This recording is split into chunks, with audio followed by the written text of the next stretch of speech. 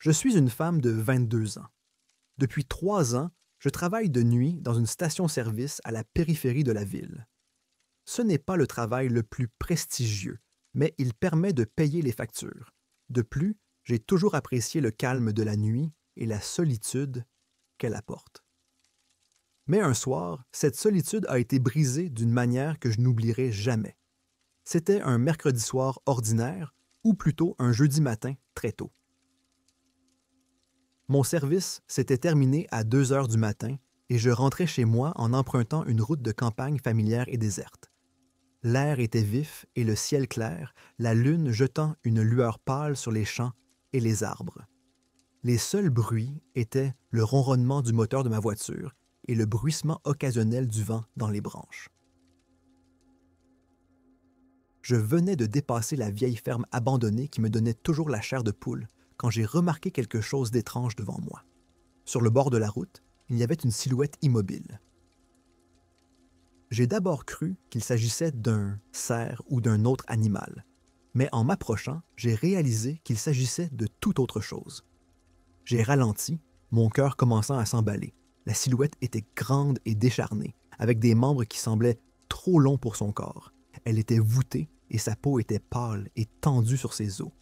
Lorsque mes phares l'ont balayée, la silhouette a tourné lentement la tête pour me faire face et j'ai senti un frisson me parcourir l'échine. Ses yeux étaient creux, enfoncés et sombres, et sa bouche était remplie de dents pointues et déchiquetées. Il me fixait avec une intensité qui me glaçait le sang. Je ne pouvais pas détourner le regard, figé par un mélange de peur et d'incrédulité. Cette chose semblait sortir d'un cauchemar. Je suis sorti de ma transe et j'ai appuyé sur l'accélérateur, dépassant la silhouette à toute vitesse. Mon cœur battait si fort que je pouvais l'entendre dans mes oreilles. J'ai jeté des coups d'œil dans le rétroviseur, m'attendant à la voir me suivre, mais il n'y avait rien. La route derrière moi était vide. Lorsque j'ai enfin atteint mon appartement, j'ai garé la voiture et je suis resté assise un moment, essayant de calmer mon cœur qui battait la chamade. Mes mains tremblaient tandis que je cherchais mon téléphone. J'ai à peine dormi cette nuit-là et, le matin venu, j'ai décidé de retourner à l'endroit en plein jour. Je me suis dit que je trouverais peut-être une explication rationnelle. Une carcasse d'animal, une branche d'arbre, quelque chose qui donnerait un sens à ce que j'avais vu. En revenant sur les lieux, la lumière du jour n'a rien révélé d'anormal. La vieille ferme semblait toujours aussi abandonnée et sinistre. Mais il n'y avait aucun signe de la silhouette de la nuit précédente. Aucune trace, aucune preuve que quelque chose ait été là. Je ressentis un mélange de soulagement et de frustration. Tout cela était-il dans ma tête? S'agissait-il simplement d'une imagination débordante après une longue nuit de travail? Ce soir-là, j'ai parlé de l'incident à un collègue plus âgé, Jim, qui avait vécu toute sa vie dans la région. Sa réaction m'a surpris. Il est devenu très sérieux et s'est rapproché de moi en parlant à voix basse. « Vous devez être prudent là-bas, » a-t-il dit. « Il y a des histoires, de vieilles légendes par ici, à propos de créatures qui errent dans les bois la nuit. Ce ne sont pas seulement des histoires Biloslaw pour effrayer les enfants. Mon grand-père en parlait. Le Wendigo. On dit que c'est un esprit de faim et de désespoir, quelque chose qu'il ne faut pas croiser. Ces paroles m'ont fait frissonner. J'avais déjà entendu le terme Wendigo, mais je n'avais jamais pris ces histoires au sérieux. Maintenant, je n'en suis plus si sûr. Je travaille toujours de nuit à la station-service, mais je prends un autre chemin pour rentrer chez moi, en évitant complètement la vieille ferme. De temps en temps, j'entends des bruits étranges au loin, où j'aperçois quelque chose qui bouge dans l'ombre, et je me souviens de cette nuit-là. Je suis maintenant beaucoup plus prudent lorsque je rentre chez moi. Je surveille toujours la route et les ombres. Donc, je monte au cours de là, juste au cas où.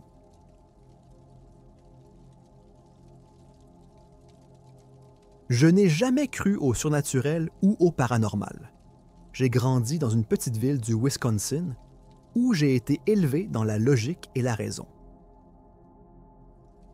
Mon père, professeur de sciences, et ma mère, infirmière, m'ont tous deux inculqué un sens aigu de la rationalité. Mais une rencontre de mon enfance m'a toujours hanté, malgré tous mes efforts pour la rejeter comme un tour de passe-passe de l'esprit. C'était l'été 1998, et j'étais un enfant.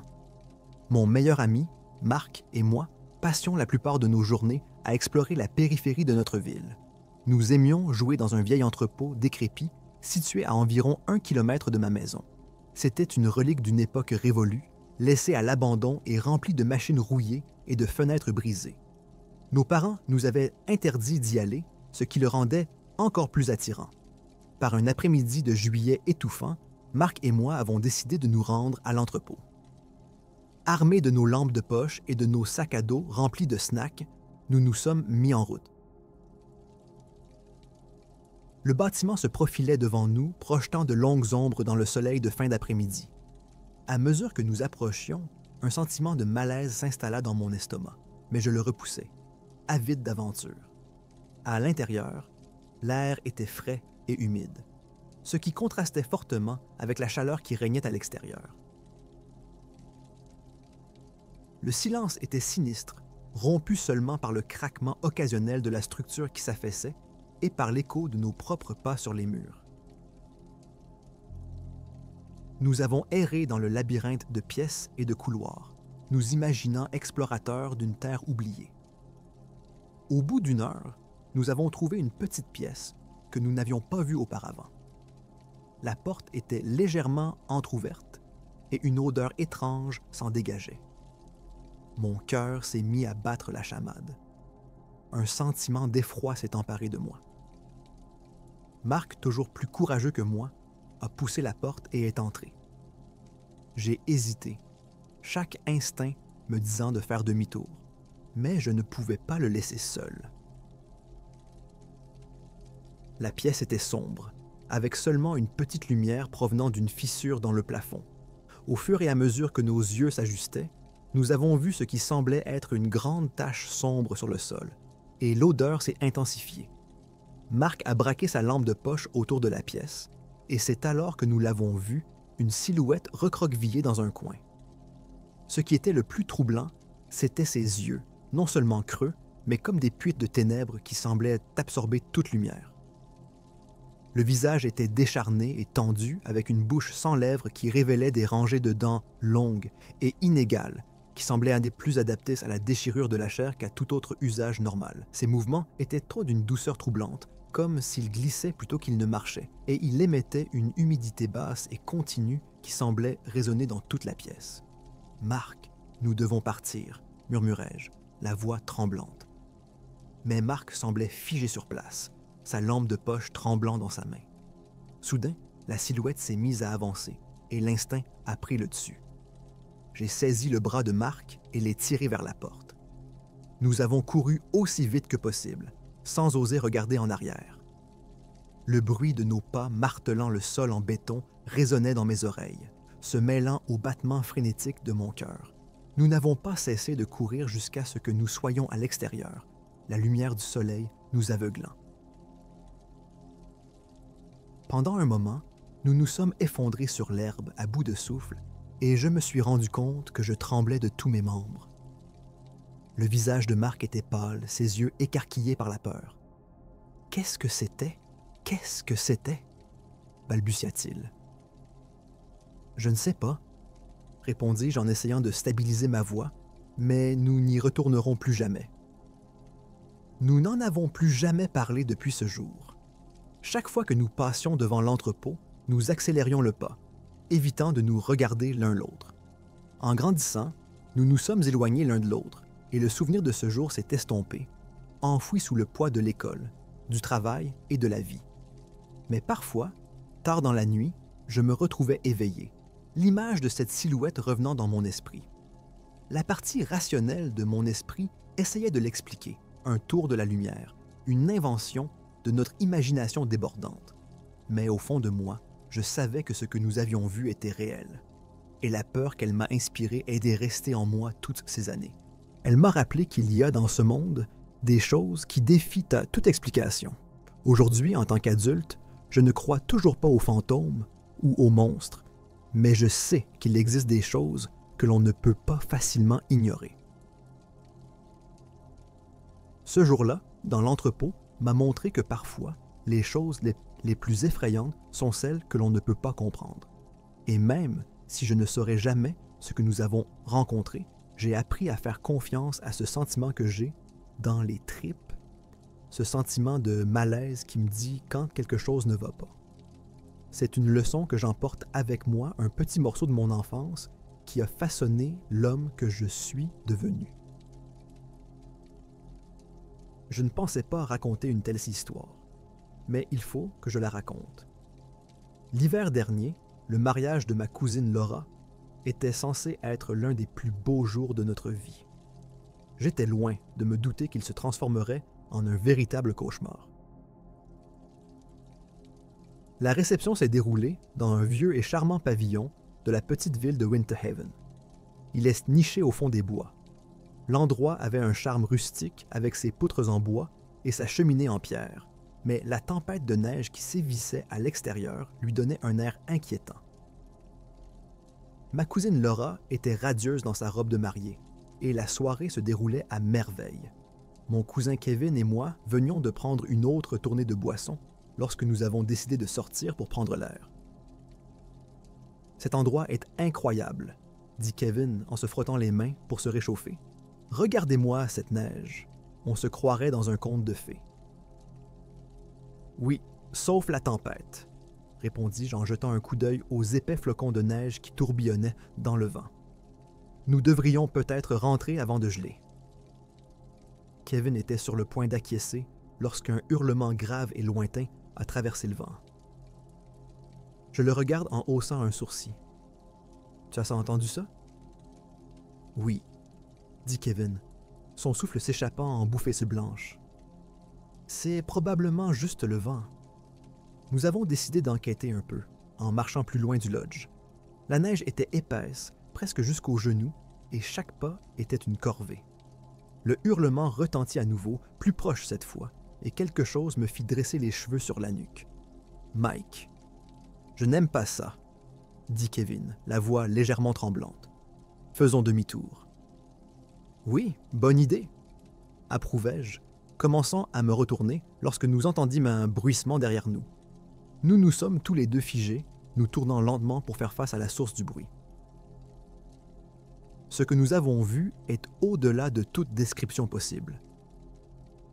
Au milieu des arbres se tenait une silhouette, grande et émaciée, avec de longs membres et un visage décharné qui semblait s'étirer de façon anormale. Ses yeux brillaient d'une lueur perçante et sinistre qui tranchait sur l'obscurité. « Mike, qu'est-ce que c'est que ça? » chuchota Kevin, la voix brisée par la peur. « Comment diable pourrais-je le savoir? » dis-je, le cœur battant la chamade. « Mais nous devons retourner au pavillon maintenant. » Nous nous sommes retournés pour courir, mais la créature a poussé un cri glacial qui a résonné dans la forêt. Je pouvais sentir sa présence nous suivre, juste au-delà de la limite de ma vision. Chaque fois que je me retournais, je ne la voyais pas, mais le sentiment d'effroi grandissait. « Cours plus vite !» criai-je en poussant Kevin devant moi. Nous trébuchâmes dans la neige, prêts à tout pour retrouver la sécurité du pavillon. Derrière nous, les créatures hurlaient de plus en plus fort et de plus en plus frénétiquement, comme si elles étaient en colère contre notre fuite. Nous avons finalement atteint le pavillon en claquant la porte derrière nous. Nous étions essoufflés et couverts de neige, mais en sécurité pour le moment. Les invités à l'intérieur nous regardèrent avec confusion et inquiétude tandis que nous essayions d'expliquer ce qui s'était passé. « Vous allez bien ?» demanda Laura, les yeux écarquillés devant notre allure échevelée. « Nous avons vu quelque chose là-bas, » dis-je en essayant de reprendre mon souffle. Cela ne ressemblait à rien de ce que j'ai pu voir. Une sorte de créature. Les yeux de Laura s'écarquillèrent encore plus et elle nous fixa, la bouche légèrement ouverte. « Vous ne plaisantez pas, n'est-ce pas ?» dit-elle, la voix tremblante d'incrédulité. J'ai entendu des histoires, mais je n'y ai jamais pensé. Elle secoue la tête, visiblement étonnée. C'est incroyable. Je veux dire, je sais qu'il y a de vieilles histoires, mais voir quelque chose comme ça, juste à l'extérieur. L'étonnement de Laura était palpable. Son incrédulité se mêle à un sentiment d'admiration. Je ne sais pas quoi dire. Je pense que nous devrions nous assurer que tout le monde reste à l'intérieur et garder l'œil ouvert. Je vais passer quelques coupes de fil et voir si on peut avoir une sécurité supplémentaire ou quelque chose comme ça. Sa réaction, un mélange d'admiration et d'incrédulité, a rendu la situation encore plus surréaliste.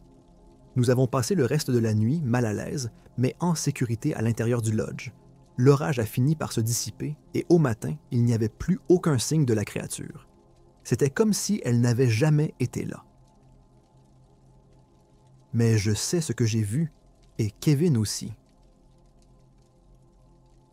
Cette nuit-là, le beau mariage s'est transformé en un rappel glaçant de la façon dont nous sommes passés près de quelque chose de vraiment horrible. J'espère ne plus jamais avoir à voir une chose pareille.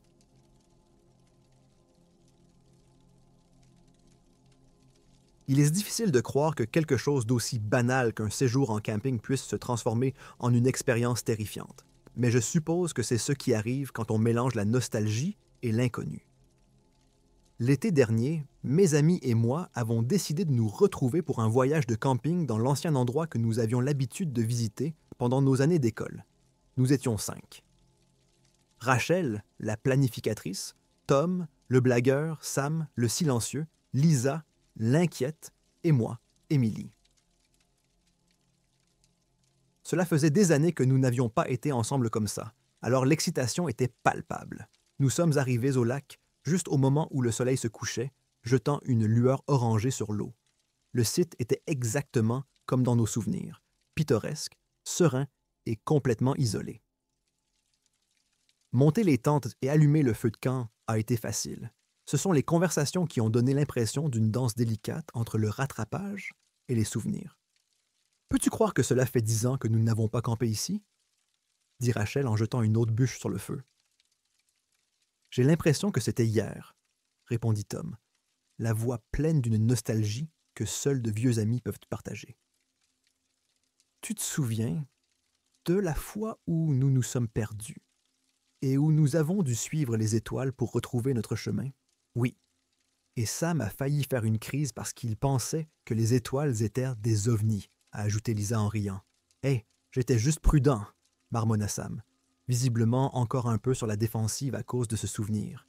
Les rires et la chaleur du feu créaient une atmosphère chaleureuse, mais je ne pouvais pas me débarrasser d'un malaise persistant. Les bois autour de nous semblaient pas plus sombres que dans mes souvenirs, et le bruissement du vent dans les arbres avait une connotation inquiétante. Je gardais mes craintes pour moi, ne voulant pas gâcher l'ambiance. Au fur et à mesure que la nuit se rafraîchissait, nous nous sommes rapprochés du feu, racontant des histoires de fantômes et jouant à de vieux jeux. À un moment donné, Tom a proposé une randonnée nocturne. Allons explorer l'ancien sentier. C'est censé être une nuit parfaite pour cela. Tu es sérieuse? La voix de Lisa vacille. Il fait déjà nuit. Nous devrions rester ici? Oh, allez, Lisa, dit Tom en roulant des yeux. On va s'amuser. Et puis, nous resterons ensemble. Qu'est-ce qui pourrait mal tourner? À contre-cœur, nous avons accepté et nous sommes partis sur le sentier. Le clair de lune projetait des ombres étranges à travers les arbres, et le seul bruit était le crissement des feuilles sous les pieds. L'air était chargé d'anticipation et j'ai remarqué que Sam, d'habitude si calme, semblait inhabituellement tendu. « Les gars, » dit Sam en s'arrêtant brusquement. « Je ne pense pas que ce soit une bonne idée. »« Oh, allez Sam, » dit Tom sur un ton taquin, mais avec une pointe de nervosité. « Ce ne sont que les bois. » Mais le malaise de Sam était contagieux. Les ombres semblèrent s'assombrir et le vent se leva, émettant un léger hurlement inquiétant qui me donna des frissons dans le dos. « Vous avez entendu ça? » demandai-je en essayant de paraître nonchalant. « Entendu quoi? » La voix de Rachel était stable, mais ses yeux tournaient nerveusement autour de ce hurlement, dis-je. Il avait l'air différent.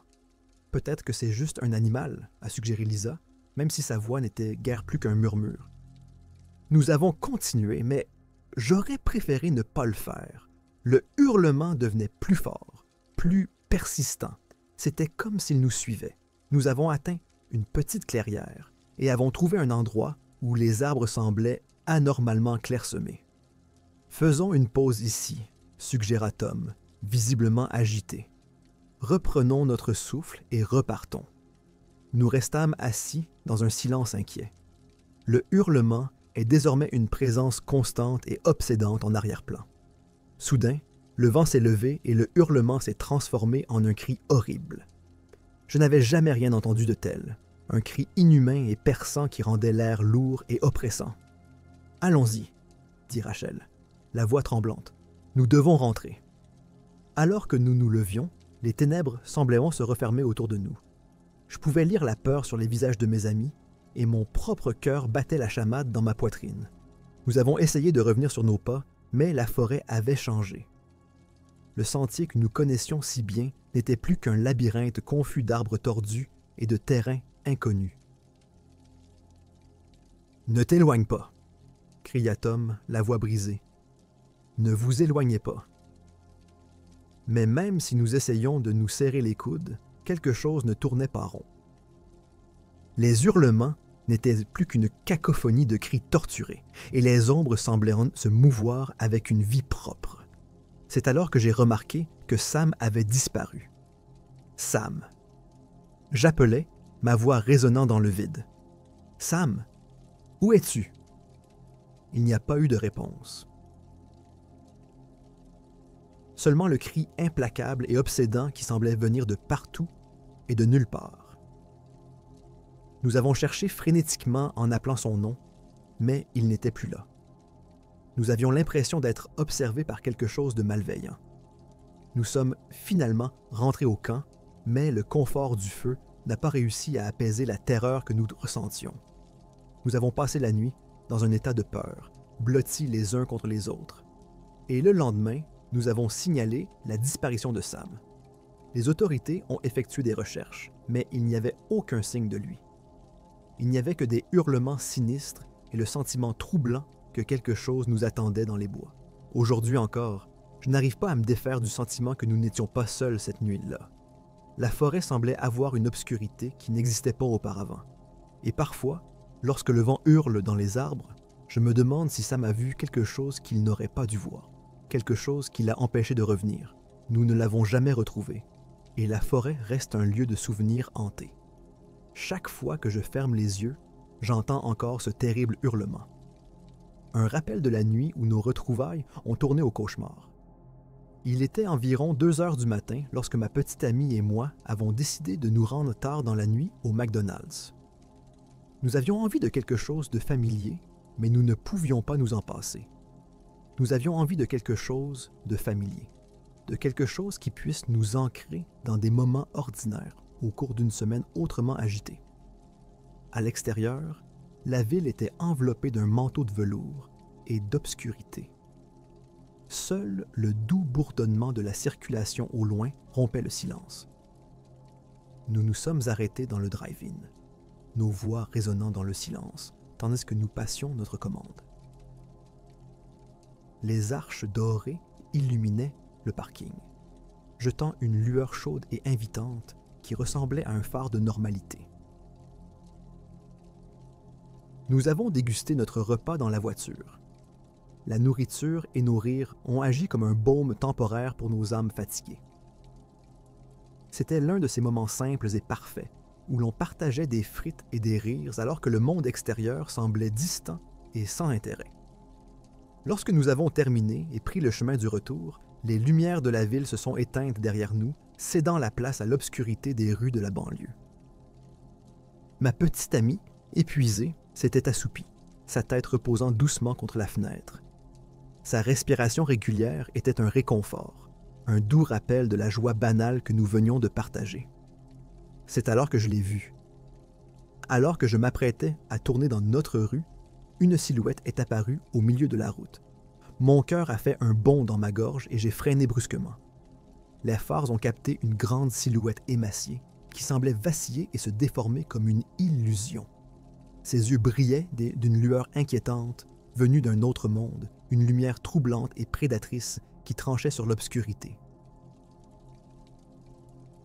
Le visage de la créature était un masque horrible de faim et de désespoir, tordu dans une expression qui semblait nous crier silencieusement dessus.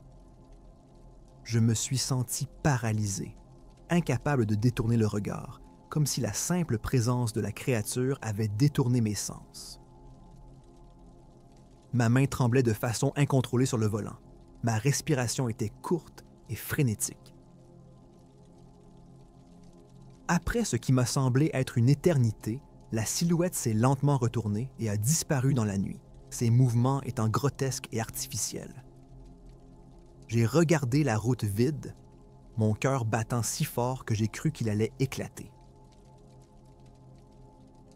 Mon regard s'est porté sur ma petite amie, toujours paisiblement endormie à mes côtés, inconsciente du cauchemar qui venait de se dérouler.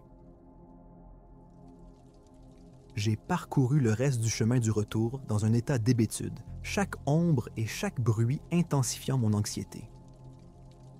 Notre quartier, normalement si familier, me rappelait étrangement ce qui se trouvait au-delà de ses frontières. J'ai garé la voiture et nous sommes entrés en titubant, l'esprit encore chamboulé par ce dont j'avais été témoin. Allongé dans le lit à côté d'elle, je fixais le plafond, la terreur de cette créature persistant dans l'obscurité de mes pensées. Je ressentais une peur profonde et troublante, comme si la nuit avait révélé une vérité plus sombre et plus primitive sur le monde. Et tandis que ma petite amie dormait profondément, ignorant l'horreur que j'avais vue, je restais aux prises avec une peur qui ne s'expliquait pas et un silence qui me paraissait à la fois lourd et inquiétant.